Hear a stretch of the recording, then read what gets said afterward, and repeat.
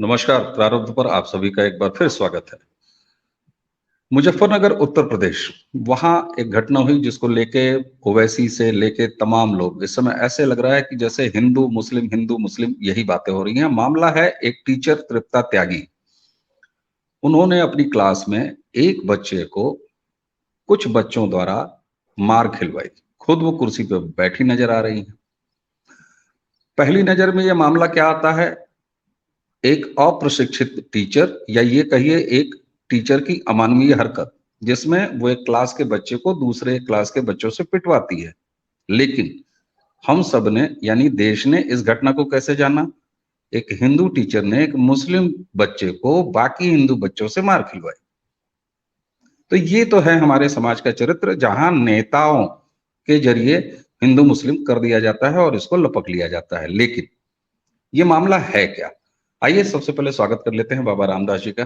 बाबा जी, स्वागत है आपका। नमस्कार। जय हो, भक्तों की जय हो। जय श्री राम।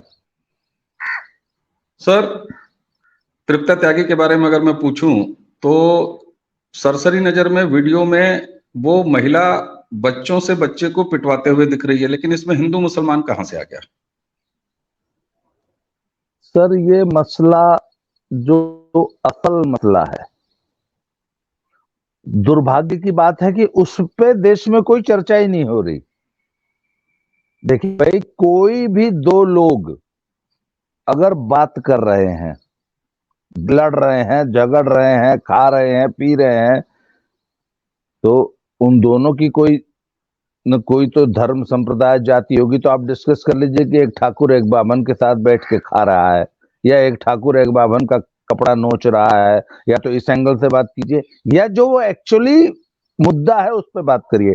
तो दुर्भाग्य की बात यह है कि जब से ये मामला प्रकाश में आया है, जितने भी लोग हैं वो चर्चा सिर्फ ये कर रहे हैं कि एक हिंदू टीचर ने एक मुसलमान बच्चे को हिंदू बच्चों से पिटवाया। जबकि मेरे लिए as an educationist, as a school administrator,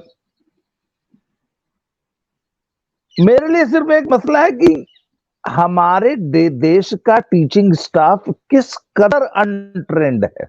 और सिर्फ टीचिंग स्टाफ नहीं, मैं ये अपने देश में, भारत में हर उस व्यक्ति में पाता हूं जो कि पब्लिक डीलिंग करता है। किसी भी विभाग में चले जाइए, फ्रंट डेस्क पर बैठे हुए व्यक्ति को पब्लिक के साथ डील करना नहीं आता। मैनेजर को अपनी टीम के साथ मतलब जब भी आप ह्यूमन इंटरेक्शन की बात करेंगे, एक व्यक्ति दूसरे से बात कर रहा है, उससे काम ले रहा है, उसका बॉस है या उसका एम्प्लॉय है या उसका सबऑर्डिनेट है, he doesn't know how to handle, how to deal with his team, या how to deal with his people. शिक्षा विभाग में बीएड होना कंपलसरी है। अगर आप बीएड नहीं है तो आप टीचर नहीं बन सकते, या वो टीचर्स ट्रेनिंग होती है, वो जो भी होती है, मुझे नहीं पता है उसके बारे में। मैं बीएड को जानता हूं ज्यादा, बीटीसी वगैरह ये सब। तो मुझे ताज्जुब होता है कि यार ये सब बीएड बीटीसी में या टीचर्स ट्रेनिंग में, नर्सरी टीचर्स ट्रेनिंग में आखिर अपने टीचर्स को सिखाते क्या है? मतलब अच्छा, दूसरी चीज है, जब वो घटना दिखाई दी मुझे वीडियो पे, तो मुझे लगा कि अरे यार, हिंदुस्तान का जो क्लासरूम है पिछले 40 साल में बिल्कुल नहीं बदला। हम लोग, मैं खुद केंद्रीय विद्यालयों का स्टूडेंट रहा हूं, जो उस जमाने में हिंदुस्तान के बेस्ट इंस्टीट्यूशन हुआ करते थे। ये सब प्राइवेट स्कूल तो अब आए हैं पिछले 20-25 सालों में, जो बड़े बड़े नाम हैं। हमारे जमाने में तो हिंदुस्तान का जो बेस्ट स्कूल होता था वो केंद्रीय विद्यालय होता था, जिसमें फौजियों के और केंद्रीय कर्मियों के बच्चे पढ़ा करते थे। उस जमाने में भी हमारे टीचर्स ठीक यही ट्रीटमेंट बच्चों को दिया करते थे। मुझे अच्छी तरह याद है, हमारी क्लास में भी 20 बार ऐसा हुआ होगा जब मैडम ने किसी अन्य बच्चे से 2 थप्पड़ लगवाए हैं किसी बच्चे को। घुटनों के बल बैठा देते थे, उसको नील डाउन करते थे, दोनों हाथ खड़ा करके खड़ा कर देते थे क्लास में, क्लास कुर्सी के ऊपर खड़ा कर देते थे। उसके बाद क्लासरूम से बाहर निकाल के दोनों हाथ खड़ा करके जो है खड़ा कर देते थे, जिससे पूरा स्कूल देखे। प्रिंसिपल ऑफिस के बाहर खड़ा कर दिया जाता था। उसके बाद मुर्गा बना दिया जाता था क्लास में। सारा दिन खड़ा रहने की सजा दी जाती थी। ये आज से 40 साल पहले होता था। मैंने कहा यार ये आज तक हो रहा है, मतलब पिछले 40 सालों में हिंदुस्तान नहीं बदला। तो मेरे लिए ये सीधे सीधे ट्रेनिंग का विषय है कि हमने अपने वर्कफोर्स को, देश की पूरी वर्कफोर्स को, मैं सिर्फ टीचर्स की बात नहीं कर रहा हूं, हमने अपने देश की पूरी वर्कफोर्स को ट्रेनिंग दी ही नहीं। सब कुछ भगवान भरोसे चल रहा है, जो जैसा चाहता है वैसा कर लेता है। सब अपना वो ट्रायल एंड एरर मेथड से अपना अपना काम कर रहे हैं सब लोग। मेरे लिए ये विषय है। बिल्कुल। और मैंने भी जब ये चर्चा शुरू की तो मुझे भी यही लगा। वो वीडियो देखने के बाद मेरे दिमाग में सबसे पहले ये आया कि ये कितनी बदतमीज टीचर है, कितनी अप्रशिक्षित टीचर है, अमानवीय हरकत कर रही है। लेकिन आपने जैसे शुरू में कहा कि दो लोगों के बीच कुछ भी होगा तो दोनों का कोई ना कोई धर्म होगा, दोनों की कोई ना कोई जाति होगी। तो खैर, हम तो अब व्यंग्य रूप में ही अगर मैं कहूं तो मैं तो धन्यवाद दूंगा ओवैसी जैसे नेताओं को जिन्होंने इसमें हिंदू मुस्लिम देख लिया। राहुल गांधी और उनकी पूरी कांग्रेस की टीम को भी धन्यवाद दिया जाना चाहिए कि भारतीय शिक्षा में वो बड़े बदलाव के लिए कम से कम हिंदू और मुस्लिम का आंच सेके। लेकिन उस बहाने हम और आप ये बात कर रहे हैं। अच्छा सर, आपने एक बात कही ना, इसको जरा टीचर से हटा के बाकी सारी जगहों पर ले चलते हैं। आप बैंकिंग सेक्टर देख लीजिए, आप रोडवेज का टिकट कटाने जाइए, उसके कंडक्टर का बिहेव देख लीजिए, आप रेलवे का टिकट कटाने जाइए, विंडो पर बैठे महिला या पुरुष उस कर्मी को आप देख लीजिए। और छोड़िए साहब, पब्लिक रिलेशन ऑफिसर पीआरओ, जिनका की काम ही है कि वो पब्लिक से रिलेशन बना के रखें, जरा किसी भी महकमे के पीआरओ अगर कहीं होता है तो उसके साथ बात करके देख लीजिए। यानी कुल मिला के अगर किसी एक सरकारी प्रतिष्ठान में, जहां सरकारी पैसे पर तनख्वाह लेकर जनता की सेवक के लिए लोग नियुक्त होते हैं, वहां के चपरासी से आप शुरू करिए, क्लास 4 से। वो आप सिर्फ इतना पूछिए कि साहब का कमरा किधर है, अकाउंट डिपार्टमेंट किधर है। वो आपसे इस तरीके से बात करेगा कि जैसे आप किस थर्ड वर्ड से आ गए हैं और उसको नाहक परेशान कर रहे हैं, उसके आराम में खलल डाल रहे हैं। तो सर, ये बेसिकली जॉब ट्रेनिंग का मामला है। और इसको लेके आप क्या समझते हैं कि ये बदलेगा कैसे? क्योंकि जो मुझे समझ में आता है, ये तो सिंपली जॉब ट्रेनिंग का मामला है। प्राइवेट सेक्टर आप देख लीजिए, कोई नौकरी देने से पहले सबसे पहले जॉब ट्रेनिंग होती है। सरकार में ऐसा क्यों नहीं होता? सरकारी विभागों में ऐसा क्यों नहीं होता? कम से कम सार्वजनिक पब्लिक से डील करने वाले लोग मृदुभाषी हों, सही तरीके के हों, वेल बिहेव्ड हों, अपना काम करना जानते हों, जिस डेस्क पे बैठे। ये क्यों नहीं होता सरकारी विभागों में? या होता होगा तो देखने को क्यों नहीं मिलता? सर, एक तो मैं सबसे बड़ा कारण इसका ये मानता हूं कि हमारे देश में ट्रेनिंग को, या ट्रेनिंग छोड़ दीजिए, लर्निंग को के प्रति लोगों का एटीट्यूड बहुत कैजुअल है। हम ट्रेनिंग या लर्निंग को सीरियसली लेते ही नहीं। न सीखने वाला सीरियसली ले रहा है, न सिखाने वाला ले रहा है। सिखाने वाले की एक ड्यूटी है, उसने अपने किसी तरह उस ड्यूटी को पूरा करना है, तो वो फॉर्मेलिटी करके सिखा देता है। और सीखने वाला जानता है कि अरे यार, ये खामखा का टाइम वेस्ट हो रहा है, मेरे आराम में, मेरे दैनिक जीवन में इन्होंने खलल डाल दिया है। ये फालतू की फर्जी ट्रेनिंग, जिसका मेरे जीवन में बिल्कुल असर नहीं पड़ना है, इस ट्रेनिंग से मुझे कोई फायदा नहीं होना है, तो वो इस एटीट्यूड से ट्रेनिंग लेने जाता है। देने वाले का एटीट्यूड है, अरे यार कहां बवाल हमारे गले पड़ गया। तो सर, जब आप ट्रेनिंग के प्रति ये एटीट्यूड रखेंगे, और पूरा देश, पूरा समाज, मतलब पूरे कुएं में भांग पड़ी है। मैं आपको बताऊं, मेरे निजी अनुभव, मैंने एक स्कूल में ज्वाइन किया तो मेरा ये एक सिंपल सा एक फॉर्मूला है कि जो लीडर होता है ना, उसको अपने डुप्लीकेट्स तैयार करने चाहिए ऑर्गेनाइजेशन में। Leadership is nothing but creating your duplicates. तो तब मैं क्या करता हूं, जैसे मेरी पत्नी है, जैसे हमारे यहाँ मेरे घर में ना हर साल 2 साल में हेल्प्स बदल जाती हैं। तो पत्नी मेरी चूंकि वर्किंग है, मैं भी बाहर घूमता रहता हूं, तो किचन में जो है हेल्प जो चाहिए होती है, तो हर महिला के खाने बनाने का ढंग दूसरा होता है, अलग होता है। तो मेरा एक नियम है कि जब भी कोई नई हेल्प आती है तो मैं 15-20 दिन उसको हर चीज की ट्रेनिंग देता हूं कि देखो प्याज ऐसे काटनी है, हम लोग ऐसा खाना खाते हैं, इसमें ये पड़ेगा ये नहीं पड़ेगा, सब्जी ऐसे धोनी है, सब्जी को काटने से पहले धोना है, बाद में नहीं धोना है, मतलब ये बेसिक ट्रेनिंग है। तो सर अगर आपका सबॉर्डिनेट, अगर आपकी टीम कायदे से काम नहीं कर रही है तो ये लीडरशिप का फेलियर होता है। ये मेरे जीवन का सिद्धांत रहा है। इसलिए I always believe in creating leadership in my team.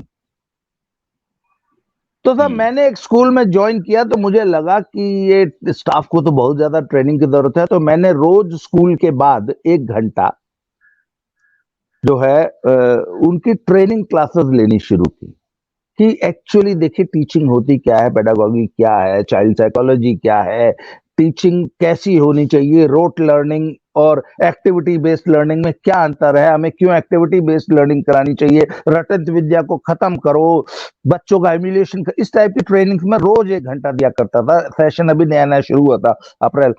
तो सर बहुत सारी टीचर्स ने ना उबासियां लेना शुरू कर दिया तीसरे चौथे दिन। बहुत सारी टीचर स्कूल से गायब होने लगी उस दौरान। और एक टीचर ने तो यहाँ तक कमेंट किया कि इस आदमी ने तो खून खा लिया है। और एक टीचर ने नौकरी छोड़ दी मेरे इस दुख के कारण कि यार इस आदमी का लेक्चर कौन सुनेगा रोज 1 घंटा। उनको मेरी वो बातें लेक्चर लगती थी। सर यहाँ आपको रोकूंगा। मैंने अपने पूरे जीवन खून पीना सुना था, खून खा लिया, आपने अभी खून खिलाया है उन टीचर को, ये तो सर एक टीचर ने स्कूल छोड़ दिया। अच्छा, उसके बाद मैं और एटीट्यूड देखता हूं। जो सीबीएसई है वो आजकल अपने सारे टीचर्स को के लिए ट्रेनिंग वर्कशॉप ऑर्गेनाइज करता है।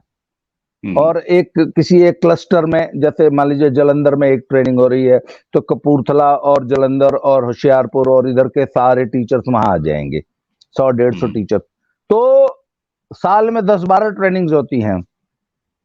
सर कोई टीचर ट्रेनिंग लगाने के लिए जाने ही नहीं चाहता था। कुछ थे जो होते हैं ना, जो घुमक्कड़ किस्म के होते हैं, उनके लिए तो बड़ी मौज मस्ती का दिन होता है वो, कि मैं जरूर जाऊंगा। हमारा एक टीचर था, वो ट्रेनिंग लगाने दुबई और श्रीलंका तक गया, क्योंकि उसको सीखने का शौक था। और उस आदमी ने, मैं आपको बताऊं उसकी ग्रोथ देख लीजिए। He was a maths teacher. He joined our school at 35,000। आज से 5 साल पहले उसने 35,000 रुपए से हमारे स्कूल में मैथ्स टीचर की नौकरी शुरू की। और सीबीएसई की वर्कशॉप और जितनी भी ट्रेनिंग्स होती थी वो लगाता था। मैंने बोला श्रीलंका और दुबई तक गया ट्रेनिंग लगाने। आज सर 2.25 लाख रुपए सैलरी ले रहा है गुड़गांव के एक स्कूल में 5 साल के अंदर, because he was very serious about his training and learning. वो टीचर बनने के बाद भी खुद की लर्निंग में विश्वास करता था। सर हमारी 99% वर्कफोर्स को का सीखने की इच्छा ही नहीं है कुछ। वो इस ट्रेनिंग को, इस लर्निंग को बोझ मानते हैं, सीखना ही नहीं चाहते। बिल्कुल ठीक बात है। आपकी पत्नी भी ऐसी ही एक ट्रेनर है, वो कितना बताइए जरा। मैं वही बताने जा रहा था आपको। आपने प्राइवेट सेक्टर की ट्रेनिंग की बात बताई, अब जरा इसको सरकारी सेक्टर में ले आते हैं। गवर्नमेंट में नवाचार, जिसको आप कह रहे हैं बेस्ट टीचिंग प्रैक्टिसेस, एलटीएम से पढ़ाना, नवाचार, उसको यहाँ नवाचार कहा जाता है सरकारी, उसमें हिंदी में कह लीजिए, ठीक है, जिसमें बच्चों को क्रिएटिव तरीके से पढ़ाना, नाच गा के पढ़ाना, छोटे बच्चे, या आप सिर्फ छोटे बच्चों के नहीं, ये मैं इंटर कॉलेज स्तर की बात कर रहा हूँ। आप कह रहे हैं कि जब प्राइवेट या सीबीएसई जब टीचिंग को ट्रेनिंग कराती है तो लोग भागते हैं। साहब सरकारी मास्टरों की, सरकारी अध्यापकों की जब ट्रेनिंग आती है तो उनके लिए उत्सव होता है। वजह क्या है? 3 से 4 दिन की रेजिडेंशियल ट्रेनिंग होती है। रेजिडेंशियल ट्रेनिंग का मतलब आपके रुकने की व्यवस्था डाइट पे, आपके खाने नाश्ते दोनों समय के खाने की व्यवस्था डाइट पे, यानी आपको 3 दिन वहीं रहना होता है और बड़ा सघन प्रशिक्षण होता है। लेकिन सारे टीचर खुश इस तरीके से हो जाते हैं क्योंकि ज्यादातर ये स्थिति होती है सर कि जितने भी टीचर, कोई 20 किलोमीटर, कोई 25 किलोमीटर, कोई 10 किलोमीटर बाहर अगर तैनात है तो वो रहता शहर में है। हर शहर का जी। टीचर डाइट होता है शहर में।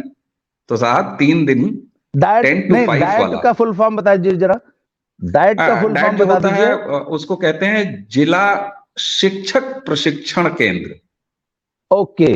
हर जिले में शिक्षकों के प्रशिक्षण के लिए बाकायदे एक बड़ा स्टाफ के साथ, जिसमें लेक्चरर्स होते हैं। उसमें आपको जान के बताऊं कि जिले का जो बीएसए होता है ना, बेसिक शिक्षा अधिकारी, जो पीसीएस अधिकारी होता है, वो वहां पर सीनियर लेक्चरर लगा होता है। यानी डाइट में एक सीनियर लेक्चरर किसी जिले का बीएसए भी हो सकता है। तो इतनी महत्वपूर्ण व्यवस्था है, इतना अच्छा स्टाफ, आप कह लीजिए कि इतना अच्छा वहां का एकेडमिक स्टाफ है। लेकिन वो टीचरों के लिए क्या होता है? उत्सव का माहौल होता है। सीखना पढ़ना कुछ नहीं, सारी पंचायतें वहां होती हैं। 10 to 5 जाते हैं, सुबह नाश्ता करते हैं, दिन का खाना खाते हैं और उसके बाद आराम से चले आते हैं। ट्रेनिंग क्या हुआ ये ईश्वर जानता है। लेकिन इसमें दोनों खुश हैं। ट्रेनिंग कराने वाला भी खुश होता है, ट्रेनिंग लेने वाला भी खुश होता है। ट्रेनिंग लेने वाला इसलिए खुश होता है कि उसको मौज आ गई, 10 to 5 अपने शहर में है, 20-25 किलोमीटर दूर अपने तैनाती वाली जगह नहीं जाना है। बाकी डाइट कैसे खुश होता है, यानी सरकारी अमला कैसे खुश होता है कि रेजिडेंशियल ट्रेनिंग थी, 3 दिन इनके रुकने की व्यवस्था, नाश्ता 2 टाइम खाना। ये मास्टर साहब तो लोग आते हैं सुबह नाश्ता, वो नाश्ता भी नहीं करते क्योंकि 11 बजे पहुंचते हैं 10 की ट्रेनिंग में। तो एक लंच देना है, अच्छा खासे पैसे वहां बच जाते हैं। तो ये तरीका है सर नवाचार का। लेकिन इसी के साथ अगर देखेंगे तो स्कूलों का, सरकारी स्कूलों का स्तर अच्छा हुआ है, स्टाफ अच्छे लेवल का आया है, लोगों की भर्तियां बढ़िया हुई हैं। अब यहीं पर कुछ टीचर बहुत अच्छा करके दिखाते हैं। यहां बात आती है आपके वही श्रीलंका और दुबई वाले टीचर के उदाहरण जो आपने दिया, कि वो खुद अच्छा करना चाहते हैं, उनमें खुद में ललक है, तो वो करते हैं। लेकिन ऐसी बमुश्किल 1 या 2%, 1% से भी कम ये संख्या जी। हाँ, नहीं, मुझे एक और इसमें समस्या नजर आती है। जो ट्रेनिंग का अमला है, जो ट्रेनिंग का की जो व्यवस्था है, उसके बाद एक व्यवस्था ये नहीं चाहिए कि जो ट्रेनिंग हमने दी वो इम्प्लीमेंट हो रही है कि नहीं हो रही। अरे भाई, तुमने सिखा के भेज दिया, उसके बाद ये भी तो चेक करो कि जिसको सिखाया था उसने अपने दैनिक जीवन में अपनी ड्यूटी पे उस नई सीखी हुई चीज को इम्प्लीमेंट किया, और यदि इम्प्लीमेंट किया तो क्या चेंजेस आए, क्या रिजल्ट आए, कितनी गुणवत्ता बेहतर हुई सेवा की। सर, इसकी कोई हमारे देश में सिस्टम नहीं है।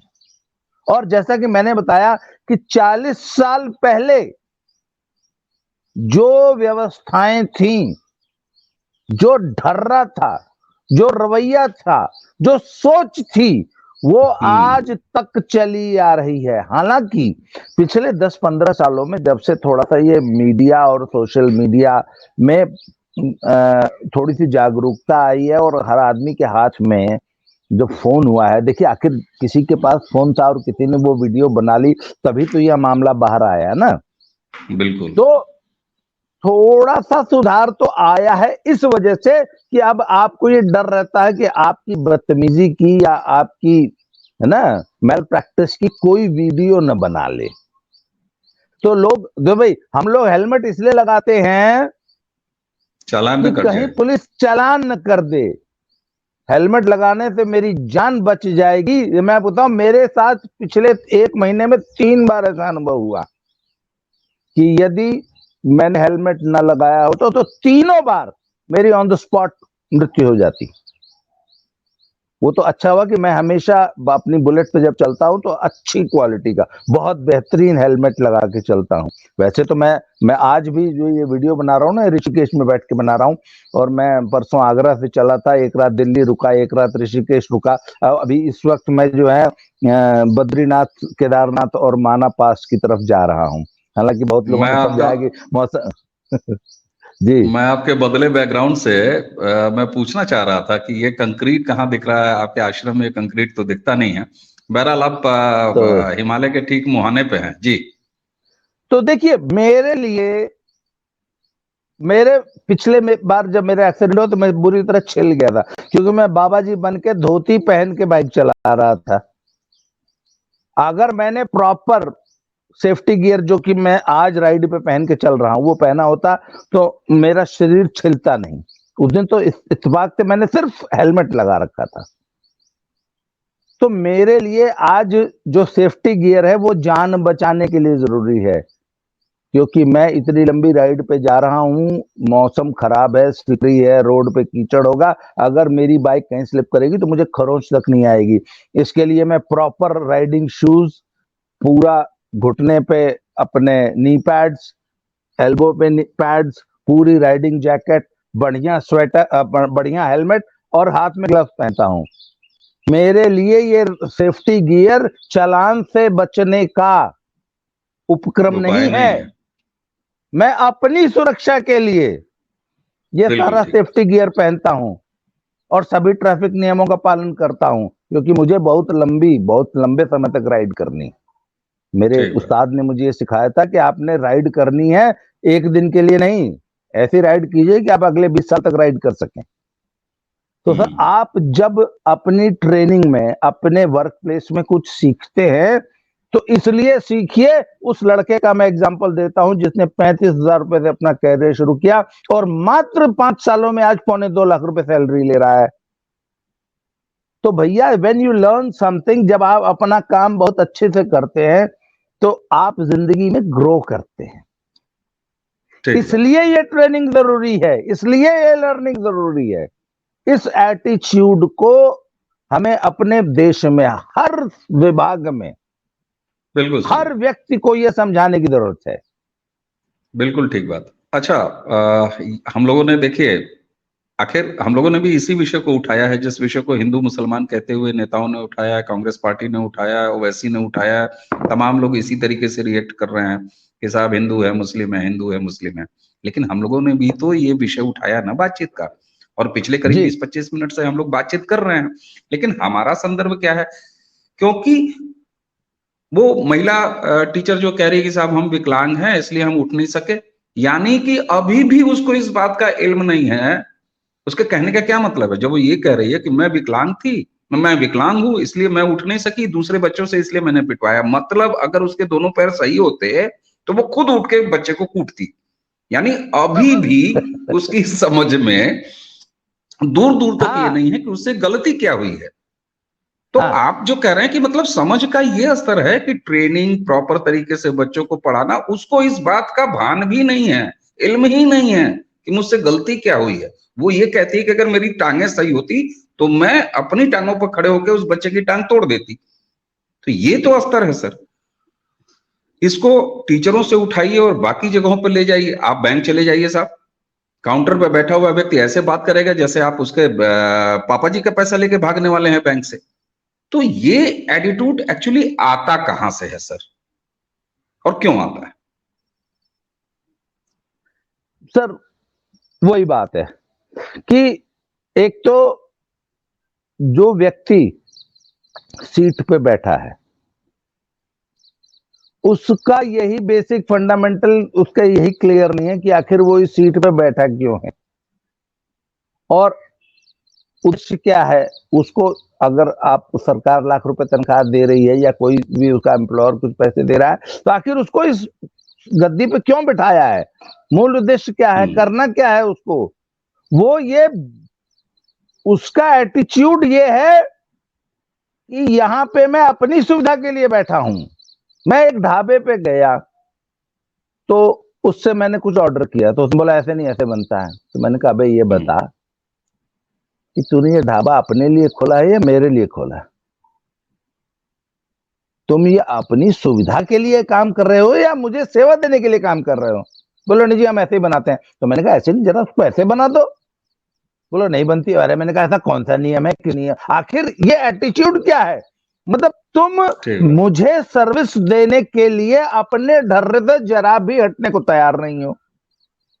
उसको मुझे ये समझाना पड़ा कि बेटा ये ढाबा तुम्हारा नहीं है, तुम एक निमित्त मात्र हो। ये ढाबा मेरे लिए खोला गया है, इसलिए मेरी चलेगी। यहां जो मैं कहूंगा वो मिलना चाहिए, मेरे टेस्ट का मिलना चाहिए। सर ये ढाबे का मालिक भी मुझे ये समझाना पड़ा उसको ये बात कि ये तुम्हारा। मैंने कहा इस गलतफहमी में मत रहो कि ये तुम्हारा ढाबा है। नहीं नहीं नहीं नहीं, ये मेरा ढाबा है, क्योंकि I am the paying master. मेरे पैसे से ये ढाबा चल रहा है। अगर मैं नहीं आऊंगा, मैं पैसे नहीं दूंगा, अगर तुम्हारी सर्विस से मैं संतुष्ट नहीं होऊंगा, तो ये ढाबे को कल ताला लग जाएगा। सर मालिक को ये अकल ही नहीं थी। भगवान करे उसको सद्बुद्धि आई हो मेरे समझाने से। चेक कीजिएगा ढाबा अभी भी चल रहा है या बंद हो गया, कभी चेक जरूर करिएगा। हाँ मैं चेक करूंगा उसको। तो सर बात ये ना कि जो सर्विस प्रोवाइडर है उसका ये बेसिक फंडा ही क्लियर नहीं है। मैं लोगों को बताता हूं कि नहीं नहीं, कहता वो लोग कहते हैं मैं आपका नौकर नहीं हूं। मैंने कहा श्रीमान जी इस एटीट्यूड को बदलो, तुम हमारे ही नौकर हो, तुम हमारे नौकर हो, तुम नौकरी किए हो, ये यू आर इन जॉब। और तुम्हारा एकमात्र जीवन का तुम्हारे एकमात्र उद्देश्य है मुझे सर्विस देना। You are here to provide me a service. Sir ये एटीट्यूड में जो बदलाव है ना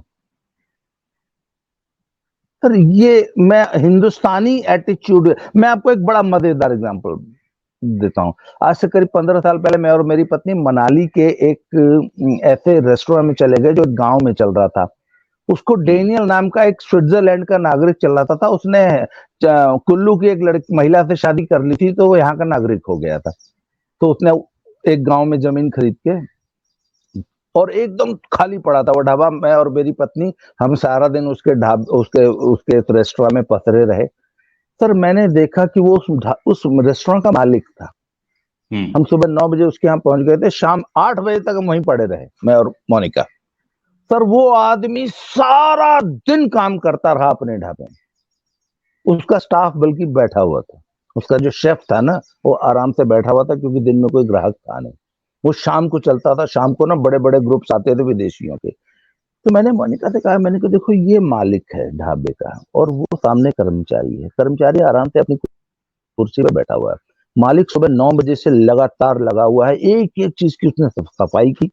उसने खुद अपने हाथ से एक केक बनाया था। तो मैंने कहा देखो ये हिंदुस्तानी मालिक और विदेशी मालिक के ये एटीट्यूड का अंतर। वो विदेशी मालिक जानता है कि ये मेरा ढाबा है, ये मेरा रेस्टोरेंट है, ये मेरा वेंचर है। वो तो चलेगा नहीं चलेगा वो तो कहीं और नौकरी ढूंढ लेगा। अगर नहीं चलेगा मैं तो एकदम में बर्बाद हो जाऊंगा, मेरा तो करोड़ों रुपया डूब जाएगा। वो अपनी नौकरी कर रहा है जो बैठा हुआ है आराम से कुर्सी पे। मैंने कहा ये मालिक है सुबह से लेकर रात तक। सर हिंदुस्तानी मालिक का ये एटीट्यूड नहीं होता। आपने 99% हिंदुस्तानी मालिक देखे होंगे, वो सिर्फ गल्ले पे बैठ के, और ज्यादातर तो गल्ले पे भी नहीं बैठते, वहां पे भी स्टाफ बैठा देते हैं। ये आपने देखा होगा, मालिक सिर्फ गल्ले पे बैठा रहता है या एक तरफ बैठा रहता है या आता ही नहीं, अपने स्टाफ के बल पे चलाता है। चलिए अगर भी है तो देख दाख के चला जाता है, हाथ झाड़ के पैसे उठा के शाम को आता है, दिन का गल्ला खाली करके, या कुछ घंटों पे आता है। मैंने ऐसे भी देखे हैं मालिक जो 4 घंटे 3 घंटे के बाद आते हैं, गल्ला खाली करते हैं, फिर चले जाते हैं। सर ये हमारे रीजन की, मैं सिर्फ ये नहीं कहता, ये हमारा जो इंडियन सब कॉन्टिनेंट के जो लोग हैं ना, ये हम लोग सब लोग, सर ये हमारी एटीट्यूड की प्रॉब्लम है कि हम ये समझ ही नहीं पाते कि हम इस काम को जो कर रहे हैं ये अपने लिए कर रहे हैं कि सामने वाले के लिए कर रहे हैं। अपना काम समझ के हम करते ही नहीं। बिल्कुल ठीक बात, चाहे वो नौकरी हो चाहे अपना काम हो। यहाँ तो आपने हाँ मतलब आपने कहा ना, जब कि आप जब ये कह रहे हैं कि अपना काम समझ के करते ही नहीं है, तो उसमें मालिक भी शामिल है, जो पैसा लगा के बिल्कुल जिसको जो बिल्कुल। खुद को मालिक कहता है। नौकर तो छोड़ दीजिए, नौकरी करने वाला तो छोड़ दीजिए, उसमें मालिक भी शामिल है।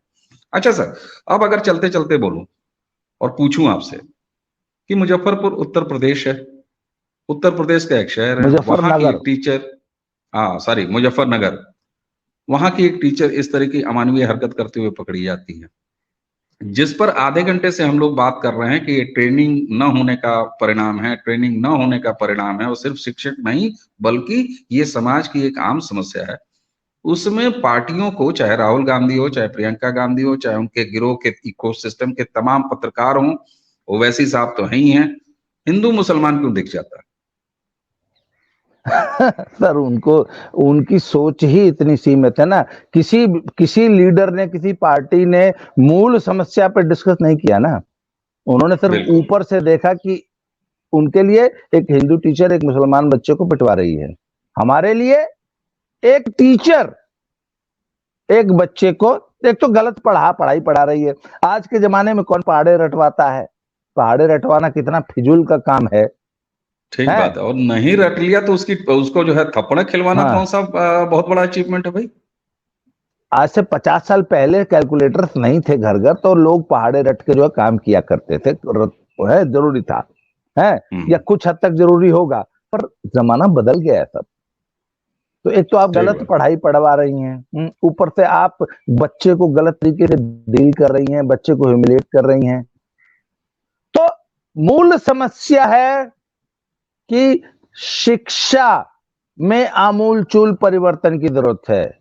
ये इस बिल्कुल पूरे ठीक। प्रकरण से मुझे जो समझ में आया। और एक चीज और बताऊं, मेरे से बहुत सारे विषयों पे मैंने एक कहा कि मैंने कहा हिंदुस्तान की बहुत सारी समस्याओं का एक बहुत सिंपल सा हल है।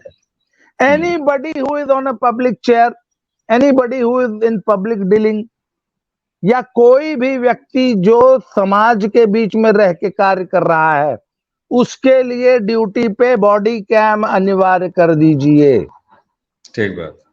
बॉडी कैम, आपकी बॉडी में आपकी यूनिफॉर्म के साथ जो कैमरा है वो एक कंपलसरी चीज हो। जैसे आजकल कुछ समझदार लोग अपनी गाड़ी के डैशबोर्ड पे एक कैमरा लगा के चलते हैं जो 24 घंटे ऑन रहता है, ठीक है ना। इसी तरह हर सरकारी कर्मचारी को एक बॉडी कैम ऑन कर दीजिए। हमारे प्राइवेट स्कूलों में आजकल हर कमरे में सीसीटीवी लगा हुआ है। वो सीसीटीवी जो है ना, हमारे टीचर्स को, हालांकि ये बहुत अच्छा सोल्यूशन तो नहीं है, ये तो आप किसी कृत्रिम तरीके से लोगों को डिसिप्लिन करने की कोशिश कर रहे हैं।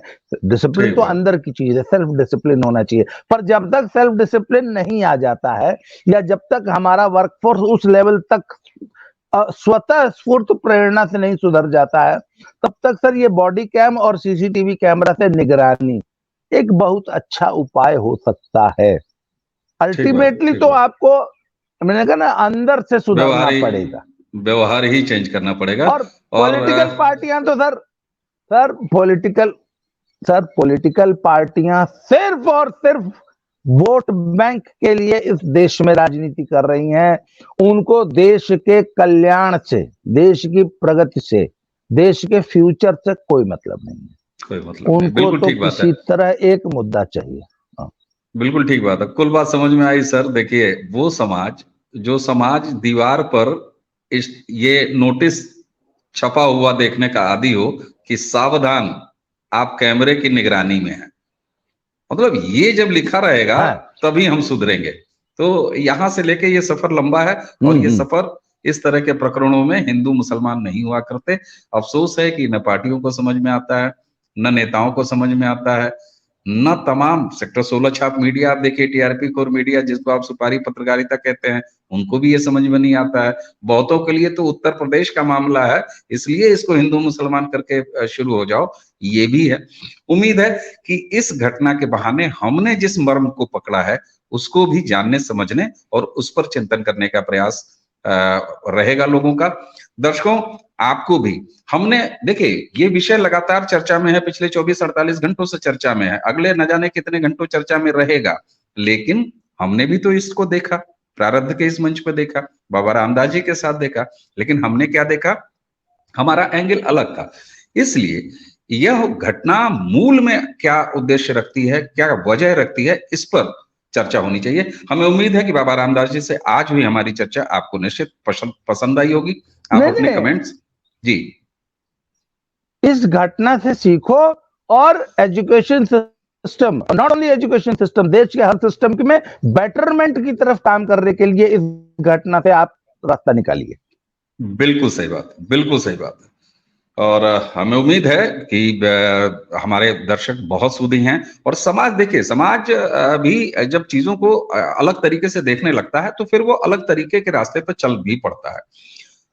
बाबा जी, आपने हमें समय दिया, आपकी उत्तराखंड यात्रा शुभ हो और हमें उम्मीद है कि जब आगे हम बातचीत करते रहेंगे तो आपके पीछे के बैकग्राउंड जो है वो बदलते रहेंगे। अभी कंक्रीट की दीवार दिख रही है, पहाड़ दिखेंगे, नदियां दिखेंगी, झरने दिखेंगे।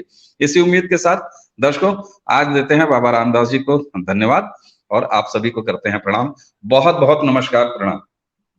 बहुत बहुत धन्यवाद प्रारब्ध और दद्दा की खरी खरी चैनल के सभी दर्शकों को।